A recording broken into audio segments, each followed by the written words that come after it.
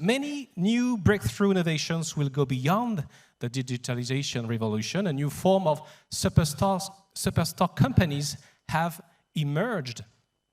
Companies like Google, Apple, Meta, Amazon, etc. have profoundly revolutionized existing markets and become global behemoths in just a few years.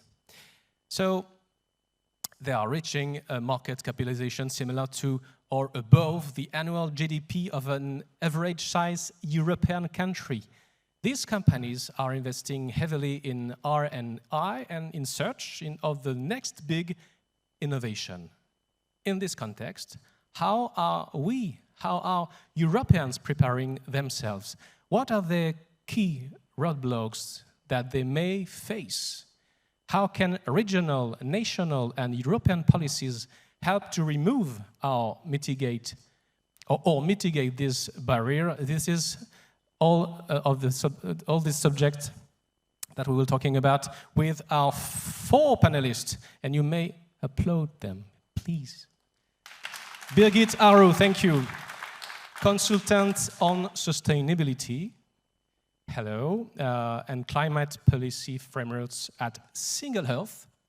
Single Health is a novel venture capital group created 2 years ago. Single Health aims to make carbon removal and biodiversity tradable to help save nature. I'm okay? Correct me if I'm wrong. That's it. Thank you. Gerhard Humer. Hello, good morning, good afternoon. You are a Director for Economic Policy at SME United, an association of crafts and small and medium-sized enterprises in Europe with around 70 member organizations from over 30 European countries. That's it? And we have also Narcis Héraclide, Head of Innovation at the Paul Guinot Association and doctoral researcher at the University of Poitiers. Bonjour. And last but not least, Bachir Kerroumi. He is a PhD researcher in urban resilience and social inclusion at Gustave Eiffel University, president of Paul Guinot Association for Professional Training Adapted for Visually Impaired People. That's it for the presentation. This 1 hour conversation will be both in English and in French. So just to prepare it. First question to Birgit Aru. What is the value proposition of Single Earth? Thank you, Matthew, and I'm very glad to be here today. So you rightly said or explained about Single Earth. So what we do is we tokenize and monetize living nature. How we do it is we perform land assessments with the help of Earth observation satellite data. We measure various environmental ecological characteristics of land. Then we turn those assessment results. We timestamp this with the help of blockchain technology, and we turn them into tokens, which are tradable. And you have created a currency. It's the merit currency. Yes, exactly. How does it work? So the goal of the merit currency is to become world's first nature-backed digital currency that can be used for everyday payments. And actually our ultimate vision is that one day when merit token would be widely used as currency, it would be capped by how much economic activity nature can sustain. So we would link economic growth to the amount of living nature on our planet, not the destruction of it as it is currently. Do you consider yourself as Sorry? do your society, do Single Earth consider itself as a breakthrough innovation startup? That's a good question, and I think the definition of a breakthrough innovation is quite vague. What I can say is that definitely our mission calls for a system-wide change and a paradigm shift, and we are building a tool that enables it. And I also sometimes remind about our seed round investors, EQT Ventures, keep reminding us that they didn't invest in Single Earth, so we would innovate carbon markets a bit, tiny bit. But they actually, why they invested us is because we have the potential to create really big change, and they were looking for that specifically. Let's continue the presentation of each of the panelists of this roundtable with Gerhard Guemer. Can you please give some complement of information about your association? What are you working on, and how do you address the question of innovation? How do you discuss of it? Okay, thank you very much for the invitation and the opportunity to speak on behalf of SMEs as innovator at this panel. SME United is the European association representing the interests of craft and SMEs at European level. That means our members are national craft and SME associations. What we are doing is, on the one side, informing our members what's going on at European level. But more important, we have the, the task from our members to approach the European Commission, the other European institutions, other stakeholders at European level, to explain them what are the needs of SMEs, what are the interests of SMEs, with which policy proposal SME has problems, etc., etc. So classical advocacy work. And on the area of innovation, there are different angles we are approaching them. The one is, of course, support programs for innovative companies, which is Horizon Europe, which is discussed in the morning, part of the regional development funds, but also innovative finance, European InvestEU program. This is something where the EU tries to support innovative companies. The other thing is, what is the driver for innovation? It's industrial policy, the climate policy, digitalization. All these efforts were putting pressure on the economy or on businesses to become more innovative, and also then looking into barriers to roll out innovative projects, be it language barriers, be it regulatory barriers, be it access to finance, be it access to knowledge, access to skilled staff, etc., etc. These are the different areas where we are looking into innovation systems. But from a very small enterprise to a medium-sized, do you have found a way to speak about these questions and to share the same language, the same vocabulary, or is it a question? In reality, first step is... I mean innovation from a small enterprise point of view, maybe not the same. That first thing is, SMEs are the main driver of innovation in the business world. Most of the SMEs are only running, so let's say, incremental innovation, so step by step, together with the clients, together with the suppliers, etc., etc., to improve products and services.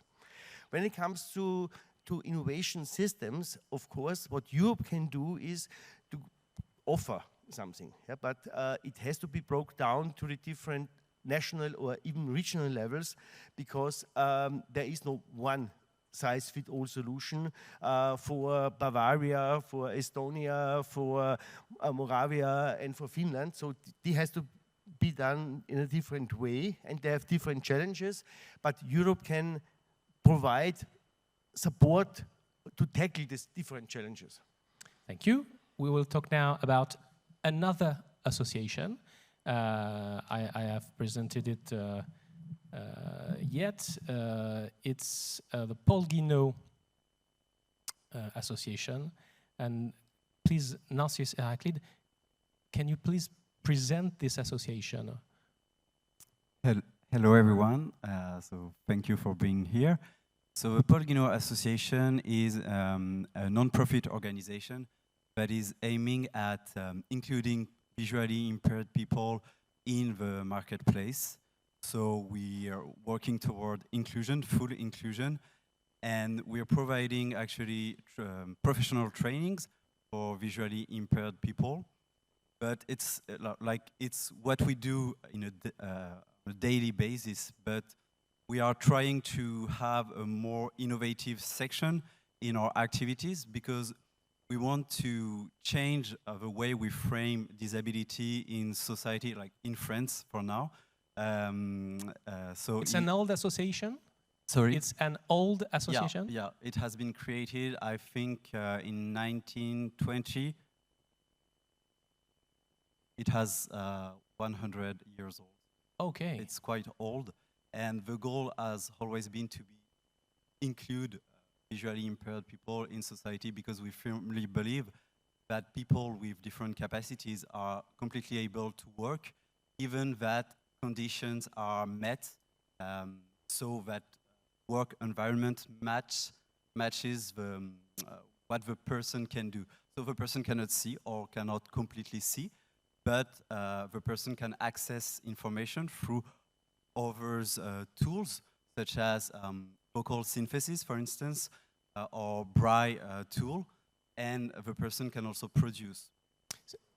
That's what we're trying to change, the mindset of the people in general. Yes, and it is, in fact, innovation. Yeah. That's a source of innovation. We will talk about this later. You are a PhD student. Yeah. Can you briefly sum up, I know it's a tough question, your thesis on what you're working on, and how you see innovation? So I'm working on the concept of reasonable accommodation, which is basically how do you adapt an environment so it's meeting the person's capacities in the workplace specifically. So I'm trying to see if when a company has a visually impaired employee, and this company needs to put in place some adjustments, some accommodations to make the work environment fit to this person, can this change, transform the companies to its core? Like, is it actually disrupting how the company is organizing itself?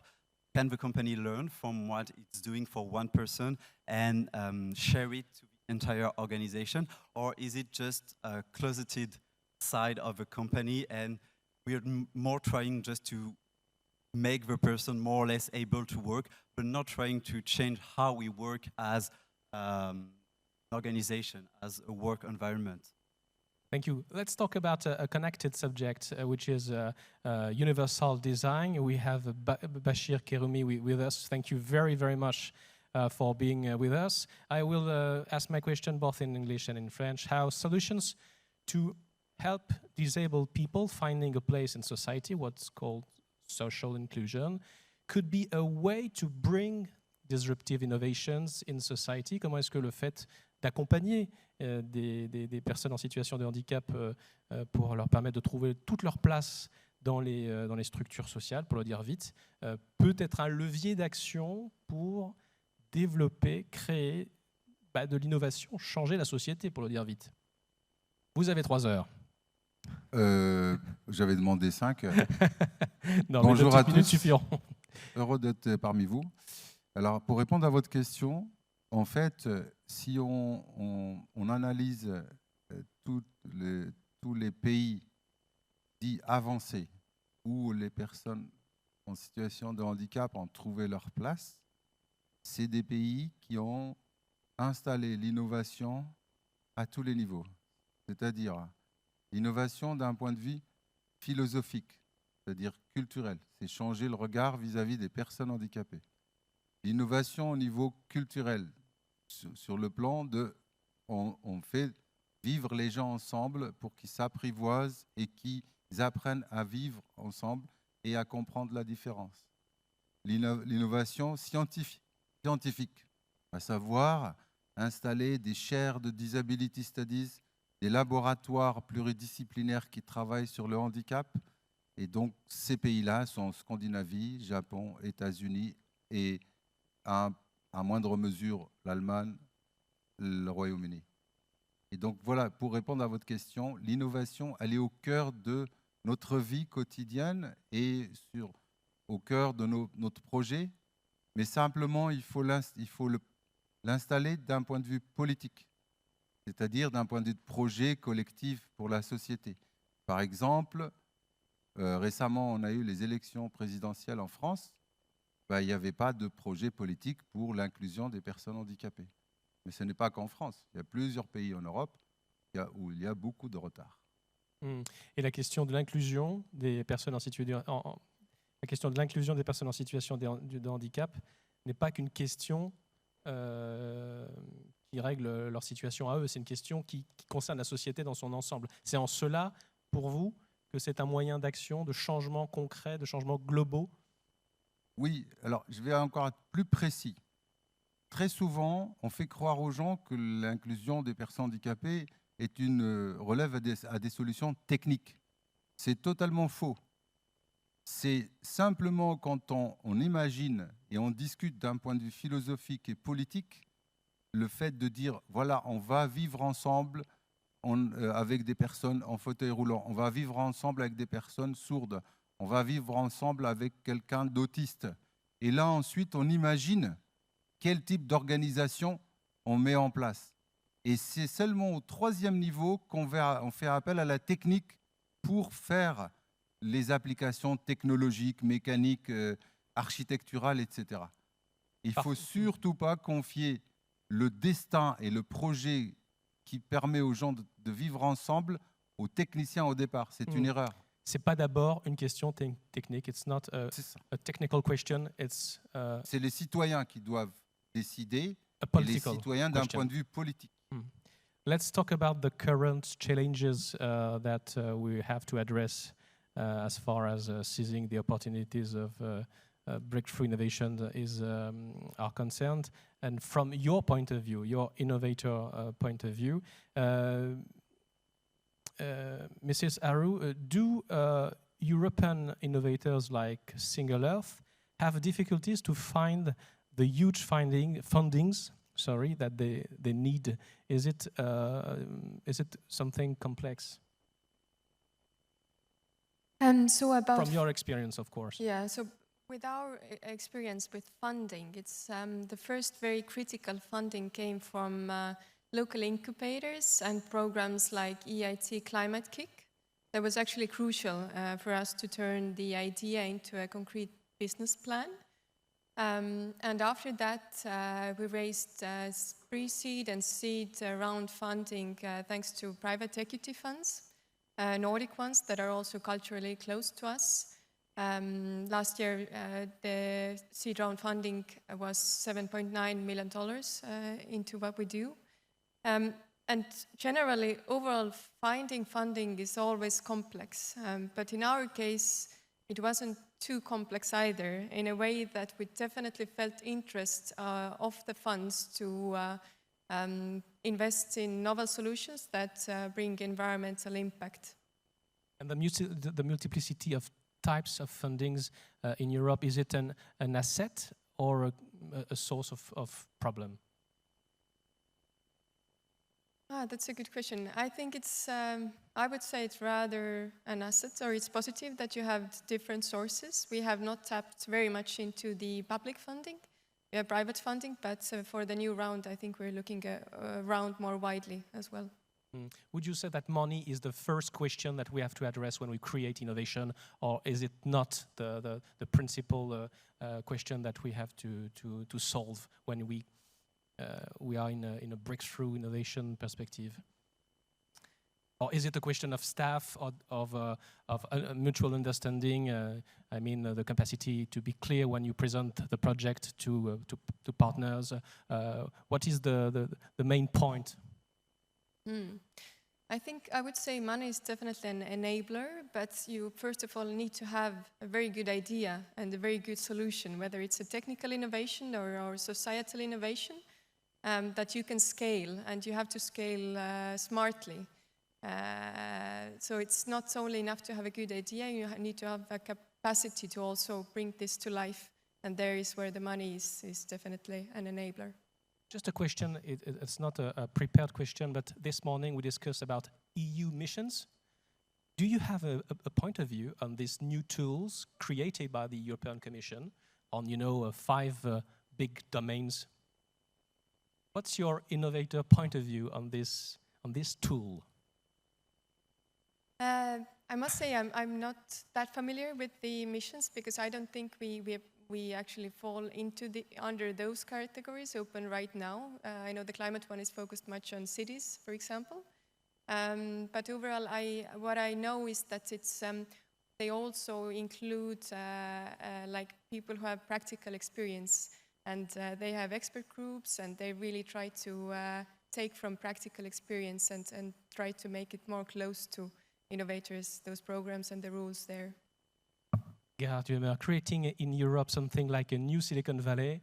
It has we've discussed this with the first panel, and I would like to hear you about this. This approach, is it a bad approach, or is it a good goal? We have to create many Silicon Valleys through Europe. I think if it's a policy approach, I think it will lead us nowhere. I don't know any Silicon Valley which was created by politicians, and I have not seen any business cluster which have been created by politicians. It comes from the bottom. You have to make sure that you have a right innovative environment, the innovation systems are proper, and then out of them breakthrough innovation may appear or may happen. If you don't have the basic structures of an innovative society, then it will not work. So just to say we now do breakthrough innovation and somewhere doesn't work. It's a little bit like in the football. If you have no proper regional leagues and no proper national leagues, you will not succeed in the Champions League. So if it's not something that have to come from the top, you say it's the most important thing is organize at the bottom level things so that it arises. But our experience with the European program, which aims to finance breakthrough innovation, it was with Horizon 2020, now it's Horizon Europe, is that projects coming from countries and from regions where they have an innovation system in place with innovation incubators, advisory services, support for clusters, etc., that these projects have a much higher success rate than projects coming from regions where this doesn't function at national or regional level, and they only come to the European level with projects because they have nothing at home to do the basic work in the innovation Your sphere. opinion about EU mission? EU mission, I think if the European policy want to say we have to change our society towards the Green Deal, the digitalization, etc., I think the missions as a policy concept to say let's focus our research spending and the money which is spent for the first step of an innovation process should be focused on the priorities, political priorities of the society. Makes a lot of sense, and this is absolutely supported by us. And it has the huge advantage that it breaks up the silos. In the past, there was a silo for the photovoltaic, there was a silo for medical science, etc. And now with these missions, you have a much broader approach, and you can do more interdisciplinary research and also create more interdisciplinary innovation projects. Okay, feel free, dear panelists, to react to the intervention of each one of you. Let's go back to this question of cultural aspect of innovation. Mr. Kerroumi just said that innovation is not a technical question first, rather a cultural question. Would you say that, Narcis Héraclide? And if it's a cultural question, what the studies on disability can learn, what can we learn from these studies to imagine more concrete actions to promote innovations in society? Yeah, well, I think, it's a cultural question first, because breakthrough innovation, in my sense, is more like a paradigm shift. If you innovate, it can be a good thing, can be a bad thing, but if you're just creating something with the same cultural framework that already happening in the society you live in. You're just reproducing things. Yes, you are doing something new, but are you changing really at the core anything? Maybe not. Well, I think no. If you haven't thought about how you're framing the issue, so what is the culture you live in and you think in? And that's what we're trying to do with our actions at the Paul Guinot Association, is try to shift disability from being an individual responsibility, like it's someone's characteristics, and what a shame. No, it's a social responsibility. It comes from an environment, a society that has not thought of people that live in this society, of their capacities. But do you think that this vision is shared by, let's say the CEO of the enterprises and the societies with whom you're working, for instance, in your PhD thesis? When I guess you explain these ideas to people you meet to prepare your thesis. How do they react? And do you think that they see the same thing that you see? I think it's hard for them to understand that, because we tend to see, for instance, in France, disability as something apart from society. Like, we tend to put people with disabilities in specialized institutes, etc. And when you start thinking of people with disabilities as full citizens of this society, and start to think with them about what can we do when we're trying to solve an issue, actually you're starting to create collective intelligence, and new solutions are emerging that are actually breakthrough innovations, because you will never have thought about that if these people, this blind person, for instance, hasn't talked to you about how he or she is interacting with that issue, this problem, etc. And then you're starting to think, oh, but for me, it's also a difficult situation. I'm taking like an example that everyone will understand, really basic one, Paris subway. If you have heavy luggages in Paris subway, it's really difficult. Like, you cannot really access the subway. It's complicated. And if you start thinking about people in wheelchairs, you start putting elevators, etc. Well, it's benefiting to everyone. Another simple example is TV remote control. It was designed for people with disabilities, not for everyone. Yeah, at first. Okay, I didn't know. And then everyone is using it. And for instance, Apple's products. Apple is designing their product with universal design, so it's accessible to everyone. And actually, it's really ergonomic, Apple's product, for everyone. They are innovative product by essence, yes. So the example of iPhone, for instance, okay. Yeah, so yeah, it's a cultural question. First, you start shifting your cultural approach of things, and then you can create actually really new things that benefit to everyone. Let's give an example, another example, with this experiment that the Paul Guinot Association has led with Paris-Saclay University.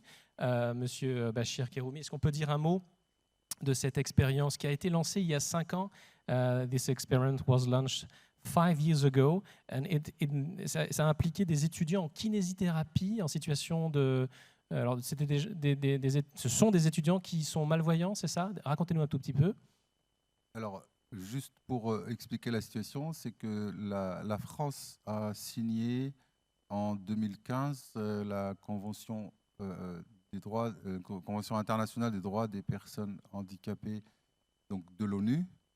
Et dans cette convention, il est dit que les étudiants handicapés, ils doivent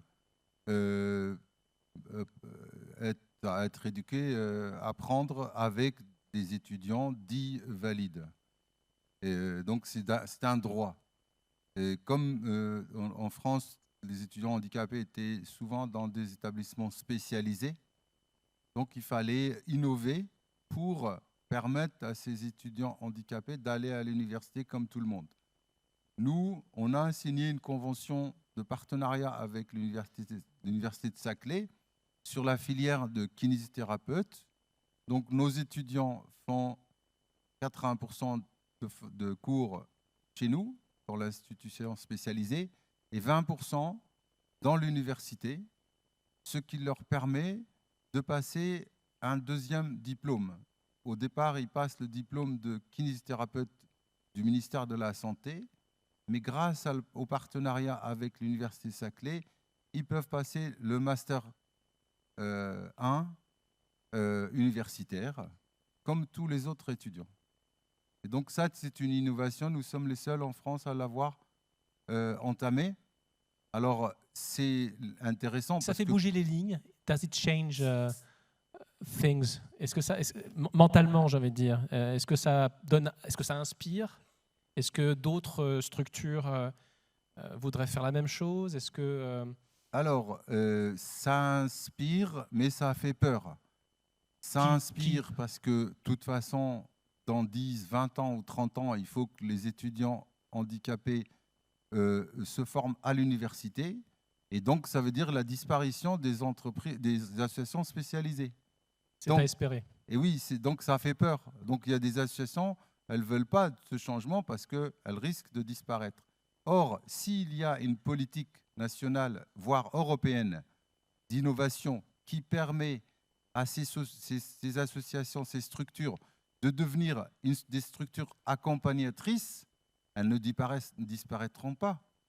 Donc, il manque cette politique. C'est pour ça qu'il y a la peur dans beaucoup de structures. D'accord. Et pour l'instant, cette politique-là, vous ne la trouvez pas à l'échelle ni nationale, ni européenne? Elle est promue. Elle est promue par l'Europe, parce que la Commission européenne a émis plusieurs directives dans ce sens-là, mais elle n'est pas appliquée par tous les pays. Il y a des pays qui l'appliquent. L'Allemagne l'applique à peu près à 50%. D'autres pays l'appliquent un peu plus, l'Espagne. Chez nous, en France, on l'applique à 10%. Et donc, voilà. Mais s'il y a une cohérence et des pays pour suivre les directives de la Commission européenne, ça serait parfait. Peut-être que ça arrivera un jour. Juste pour en revenir à cette expérience du point de vue de l'innovateur, de l'innovation, qu'est-ce que ça montre finalement, cette expérience de 5 ans pour l'innovation, pour la conception de ce que c'est que de l'innovation de rupture, qu'est-ce que ça enseigne? Qu'est-ce que ça nous apprend? Qu'est-ce que ça nous permet d'imaginer? Au-delà même des personnes en situation de handicap, de ce sujet spécifique, évidemment. Alors, ça nous apprend plusieurs choses. Ça nous apprend, par exemple, qu'on évolue beaucoup dans la pédagogie, parce que comme on doit préparer des cours, des supports de cours pour les enseignants de l'université, donc on fait évoluer en même temps les cours de l'université, puisqu'on fait prendre conscience aux profs de l'université qu'ils ont une diversité d'étudiants dans leur classe, dans leurs amphis, et il faut qu'ils élargissent leur pédagogie. Ça, c'est un premier enseignement. Deuxième enseignement, c'est les étudiants en situation de handicap qui prennent plus de maturité et plus d'autonomie. Et ils apprennent à vivre avec tout le monde, ce qui les prépare à une vraie inclusion quand ils sortent avec leur diplôme et qu'ils doivent trouver un travail et vivre avec les autres. Ils sont préparés. Ils n'ont pas été dans une institution cloisonnée. Et donc, et puis, ça nous apprend, le troisième enseignement, c'est le partenariat, la richesse qu'on peut avoir avec les enseignants de l'université, avec les pédagogues, avec les bibliothécaires. Tout le monde y gagne. Et tout le monde y gagne. Et tout le monde est heureux de faire ça. Un bel exemple de collaboration et d'innovation qui vient de l'échange et de la mise en horizontalité, j'allais dire, des acteurs. Vous pardonnerez ce néologisme. Let's talk about the best way to enable conditions for breakthrough innovations. I have some questions that are roughly the same that I'll ask this morning, because I want your point of view about this question.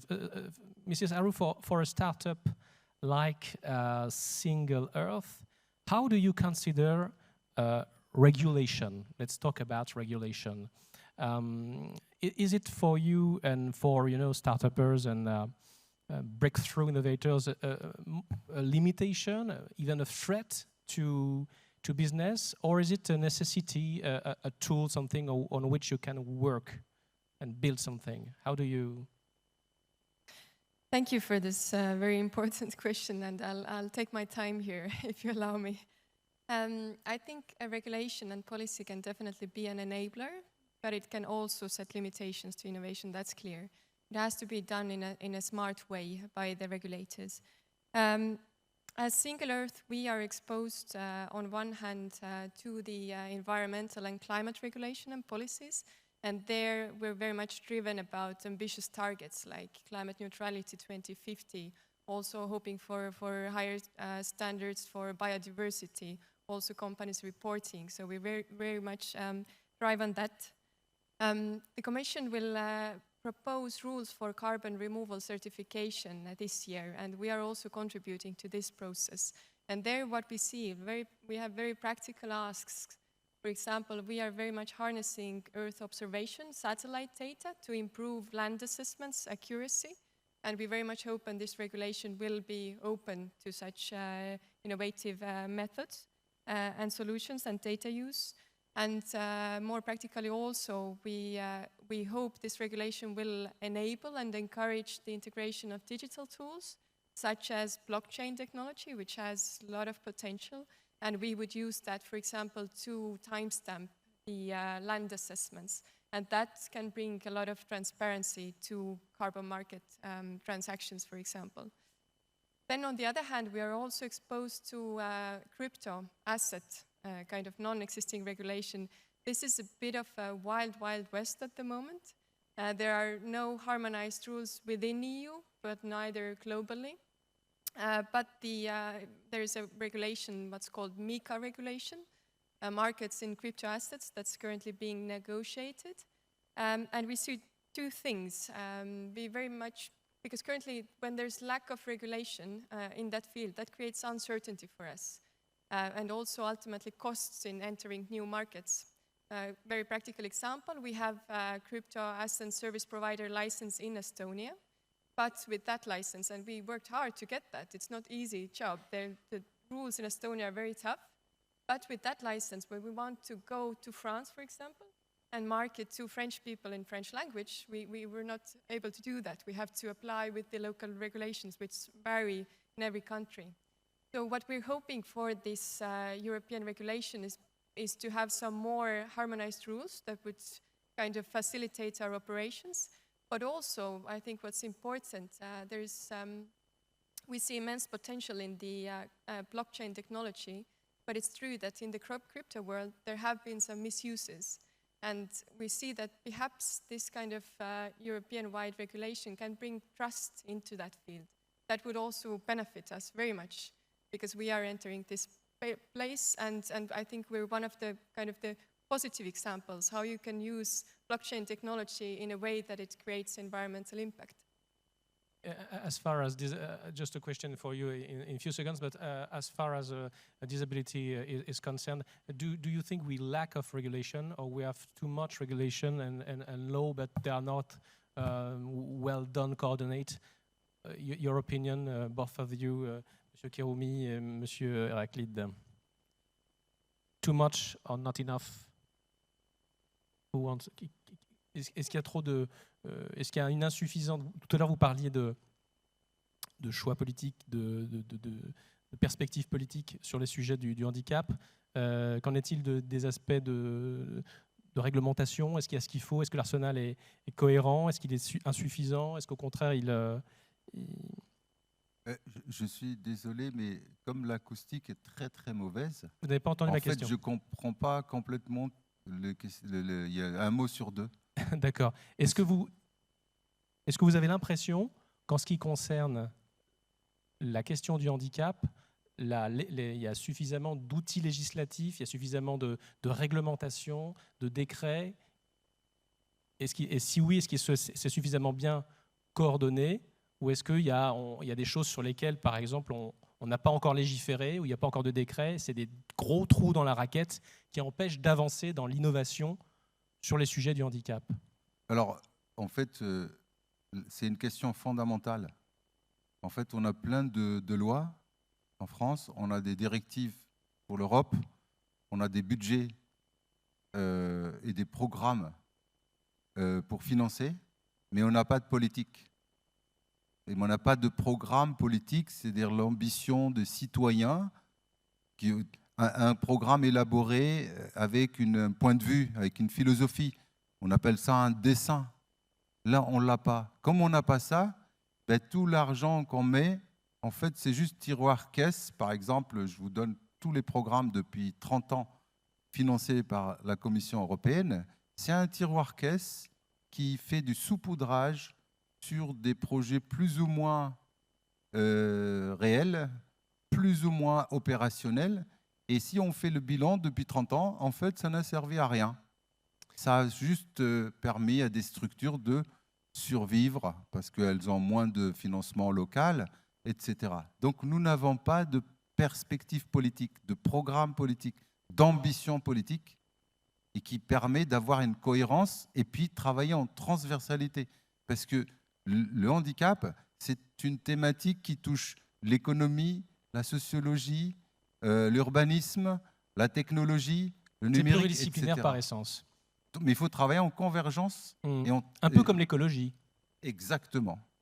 Ça veut dire qu'il faudrait traiter le handicap comme on devrait traiter l'écologie, de manière latérale, horizontale, sans mettre ça dans un coin, comme si c'était un sujet parmi d'autres. C'est ça. Par exemple, il faut faire comme on a fait en écologie en France, réunir des citoyens, les faire débattre et sortir de là avec un projet politique. Merci. We've seen it, a question of policy, of coherence. Is it a question, innovation? Is it also a question of mindset? We've talked about it this morning. Mr. Huemer, do we lack a risk-taking mindset in Europe? If you compare the situation in Europe with the US, for example, the answer to your question is clearly a yes. Yeah? There may be different historical reasons, the development of thousands of years of history behind them, but what is the fact is that on average, and compared to the US, yeah, people in Europe are more expecting solutions from the state. They're expecting to be protected against everything by the state. This also has a dimension in the finance sector. SMEs or businesses in Europe are much more financed by loans, which by nature are much less able to take risks than equity finance. But debt financing is supported by the public sector, by guarantees, via tax systems, etc., etc. So here also there is lacking the incentive to take risks. And this goes till research centers and universities. So if you compare, this is now a difference within Europe too, if you compare research centers and universities which are fully publicly financed, they are much less, let's say, spin-offs and startups coming out of such universities compared to those who are more cooperating with the business sector, who are also private financed, where not only public money is used to employ researchers, but also to create profit to the society, etc. So here there is a lack of a risk-taking mindset in Europe, which of course is one of the reasons why we may lay behind in the innovation process. The other one is, I think, still the regulatory environment. What can we do to change that? Good. This is a large question. If you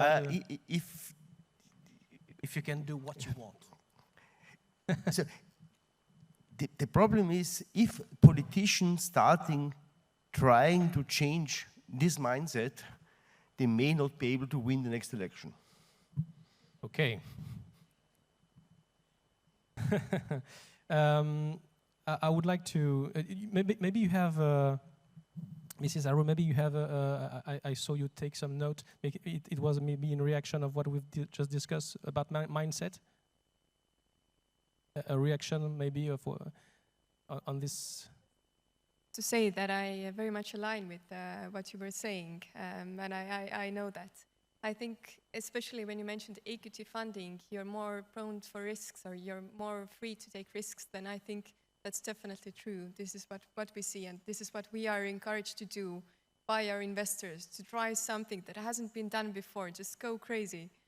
So that's, I think, definitely an advantage for us. Narcis Héraclide, breakthrough innovations because of their life changer dimension can sometimes be a source of worries and fears. We've discussed of this just before. How to prevent misunderstanding on innovations, and what could be done to facilitate communication between citizen, industries, policymakers, etc. Concretely, I mean. It's a 3 million euros question, but I don't have a blueprint answer. I guess first of all you need to listen to everyone's voice. Like we come back to what we said earlier, that if you don't include all the stakeholders, so literally the people that are going to use your product or are just living in the society you try to improve, you're going to miss things, obviously. You can't, as an individual, know the livelihoods of everyone. It's not possible. So you have to include more diverse people in the process decision making. It's not literally to put everyone at the table, because it would be a huge table, but at least some representatives of people. But I would like to come back just to the question about laws and policies and how they can enable or not a breakthrough innovation. I guess breakthrough innovation are fundamentally future-oriented. You have to anticipate, to think about long-term, and the issues right now with laws regarding disabilities is that, and inclusion in general, that they're not thinking about the future at all. They're trying to solve things at the moment, and it cannot really solve anything if in the long run you have not thought about the long run at all. For instance, recently we had a new law in France that is demanding companies, big companies, to make their digital environment accessible to everyone, so take into account disabilities in the development of digital environment. And the law is not at all saying how it can be done, and you have a fine if you don't comply with this law. But in the law you have, it is not indicated which actor is going to check, to control that it is done or not. So basically you can just continue not making your websites accessible and nothing is going to happen, because the law has not defined any controlling actor, etc. And you have not told companies how they can do that. What is digital accessibility? How can you do that? No, you're just saying, please make your website accessible. That's all. If you do not, well, there is maybe a fine, but when it will come, we don't know who is going to give you this fine. We don't know. So you can't push forward with this kind of attitude, of course. I just wanted, c'est bientôt la fin. It's the end in a few minutes of this roundtable. But I would like to talk a little bit about your main domain of research, Bachir Kerroumi. Let's talk about urban resilience and social inclusion. Est-ce qu'on peut dire un tout petit mot, parce que je ne voudrais pas qu'on se quitte sans parler de résilience urbaine, qui est une expression qui monte en puissance et qui désigne là aussi un champ entier d'innovation, d'évolution, de progrès.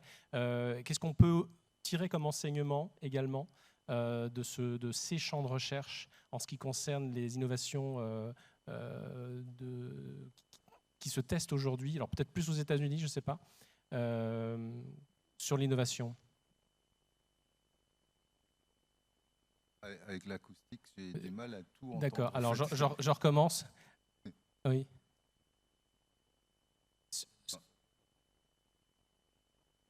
Merci beaucoup pour le relais.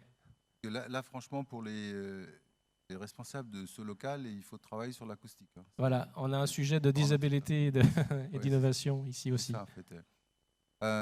Alors, par exemple, dans ce domaine-là, il y a des enseignements intéressants dans le sens où les chercheurs en résilience urbaine se sont focalisés beaucoup sur les aspects techniques et physiques. Qu'est-ce que c'est la résilience urbaine déjà pour La commencer? résilience urbaine, c'est comment, au départ, c'est comment prévoir une robustesse de tout ce qui est infrastructure afin que cette robustesse protège en cas de catastrophe. Par exemple, quand il y a une catastrophe, inondation ou autre, que l'infrastructure urbaine résiste le mieux possible. Et en quoi la résilience urbaine est-elle productrice d'innovation en tant que thématique de recherche? Elle est productrice d'innovation si on intègre l'aspect social, à savoir comment sauver les gens dans la ville. Au lieu de sauver les immeubles, c'est sauver les gens en cas de catastrophe. C'est là l'innovation. Donc, parce qu'au départ, c'était une histoire de physique, alors que ce n'est pas une matière physique, c'est une matière sociale. Quand on fait de la résilience urbaine, on met en place des processus pour dire, voilà, s'il nous arrive une inondation telle que Katarina en Nouvelle-Orléans, comment on anticipe pour mettre des dispositifs qui vont permettre de sauver le maximum de personnes. C'est ça en fait. Et c'est là l'innovation. Alors dedans, on met le social qui va lui produire de l'innovation technologique, mécanique, et ensuite, avec une stratégie économique, on va permettre de planifier, de mettre en place des services. Si vous prenez l'exemple sur lequel nous avons travaillé, nous, on a publié un article, c'est la ville de San Francisco. La ville de San Francisco a une stratégie de résilience urbaine qui anticipe sur 5, 10, 15 ans, parce que, comme il arrive des incendies, des inondations, toutes sortes de catastrophes, eh ben, ils mettent en place une stratégie élaborée, c'est-à-dire des réponses aussi bien pour des personnes âgées, pour les femmes, les hommes, les enfants, parce que les réponses ne sont pas les mêmes. Par exemple, quand on a fait le bilan de Katrina en Nouvelle-Orléans, ben, les victimes, la majorité des victimes, c'était des personnes âgées ou des personnes handicapées, c'est-à-dire des personnes à mobilité réduite et qui avaient des difficultés pour se sauver dans la catastrophe. Mais comme on n'avait rien prévu pour elles, voilà. Et donc l'innovation, elle est très riche si on introduit le social. Bachir Kerroumi, toute innovation disruptive est-elle fondamentalement, est-elle par essence pluridisciplinaire? Elle est, pour moi, en fait, d'après mon expérience, toute innovation doit être pluridisciplinaire et puis doit être convergente. C'est-à-dire que pluridisciplinaire, même si mon projet fondamental, il est mathématique, mais je fais appel à mes collègues psychologues, philosophes, économistes, et ils vont enrichir mon projet mathématique. C'est juste un exemple. Mais par contre, si je fais le projet mathématique pour les mathématiques, ça n'a pas de sens. C'est le cas, par exemple, des projets en informatique. Les projets en informatique, pendant longtemps, maintenant on a corrigé, pendant longtemps, on faisait l'informatique pour l'informatique. Mais elle sert à quoi? À rien. Et elle n'est pas riche. Ça devient pauvre. Alors que si on introduit l'informatique pour les enfants, pour le besoin des enfants, l'informatique pour les entreprises, l'informatique pour les chercheurs, là, on va développer une informatique pluridisciplinaire. Féconde. It's the end of this roundtable, this one-hour conversation in a few minutes. I would like to conclude in the same way that I've done this morning for the first roundtable. I would like you to share with all of us one piece of advice, one recommendation. I let you choose the topic and the domain. Mrs. Aru, maybe you can share your point of view, of course, freely, but just one question, because you said that Single Health has been successful in raising money. It's not nothing. What piece of advice would you give on that matter to other founders of disruptive projects, maybe on the way you present your project, or I don't know. Yeah, just speaking from our own experience, I would say just if there's somebody with an entrepreneurial mind, with an innovative idea, just be very ambitious. That the world needs radical solutions, and there are funds out there that are looking for possibly the next bigger disruptors. We are, as humankind, we are facing so many big challenges these days, whether it's climate change, health crisis, biodiversity loss. Currently, what drives us is also knowing the fact that there are 150 species going extinct every single year. Every single day. So that's huge, and we need some novel solutions. So my advice would be just not to try to tackle only solve a small part of a complex problem, but have ambition to tackle big problems. Be bold. Remember, what's the message that you would like to share to push? From a European point of view, I would rather say, and also to bring in a little bit the regional dimension and the differences between member states and regions in Europe. The European Commission made a very important step when they introduced the smart specialization strategy, which forced regions the first time to develop innovation strategies. Now with the Recovery and Resilience Facility, the Commission or the European institutions forced member states to come forward with reform programs. And I think this approach, using the power of de facto of money, the European Commission or the European institutions are providing to member states and to regions to make it more conditional, to improve innovation systems on the ground, to prepare the ground for a possible breakthrough innovation or disruptive innovation in future, would be a positive approach from the European side to change something also as regards the risk mindset we have talked before. Thank you very much. To conclude, Mr. Héraclide, Mr. Kerroumi, an idea in French or in English, or in German if you want. Well, I think if you want to innovate, start thinking long-term, as I said, and anticipate with a diverse panel of people. You can use, for instance, scenario methods, like you put diverse people at the table and you start to assess the solution that you want to implement with them by making them imagine what this product or this new organizational design or whatever is going to impact them in the long run. And I'm sure you're going to have new inputs, new feedbacks that is going to frame a bit differently what you're proposing, and maybe make you understand that the question that you ask yourself at the beginning of your thought process was not a good question, was not the best question you should ask yourself.